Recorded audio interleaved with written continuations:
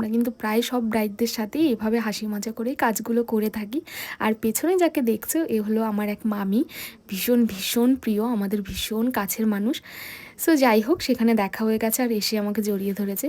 আর এই দুই ব্রাইড যে ছিল এদের সাথে কিন্তু আমার আগে কোনো রকম কোনো ডিসকাস কনসাল্ট হয়নি। বেসিক্যালি অন্য অন্য ব্রাইডদের সাথে কিছু না কিছু কথা হয় লুকস নিয়ে, বাট এদের সাথে কোনো রকম হয়নি। বাট দুটো ব্রাইড এত ভালো, এত ফ্রেন্ডলি, মানে প্রথম দিন যে দেখা হয়েছে মনেই হচ্ছিল না। সো যাই হোক, তোমরা কিন্তু লুকসগুলো দেখে কমেন্টে অবশ্যই জানাবে কেমন হয়েছে। হাই শর্মিলা দি। হাই।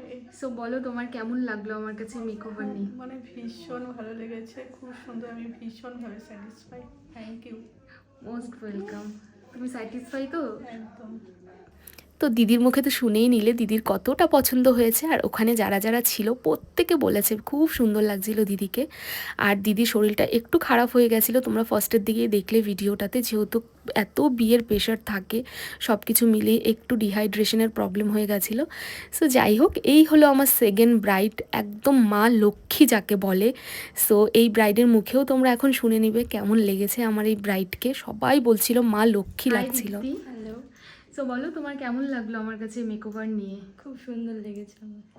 তুমি স্যাটিসফাই তো? হ্যাঁ, আমি খুব স্যাটিসফাই। তোমরা যদি কেউ এই দিদির কাছে সাজতে চাও আমার মতো, তো এই দিদিকে বুক করতে পারো।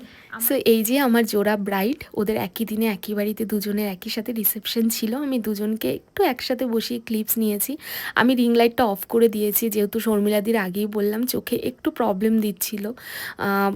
এটা লেন্সের জন্যেও না, অ্যাকচুয়ালি দিদির চোখে একটু অ্যালার্জির প্রবলেম ছিল, তো যার জন্যে লেন্সগুলো স্কিপ করাই ভালো। আমি আগে শুনে নিই, ওরকম হলে লেন্স পরতে মানাই করি, বাট দিদির পরে নাকি ঠিক হয়ে গেছিলো। সো যাই হোক, তোমরা অবশ্যই কমেন্টে জানাবে কেমন হয়েছে লুকসগুলো। আর এই যে কাকিমাটাকে দেখছো, ওনারও পার্টি মেকআপ আমি করেছিলাম, বাট ক্লিপস নেওয়া হয়নি। সবাই নতুন সিস্টেম, এটা কিন্তু ভালো, এই ব্যাপারটা ভালো।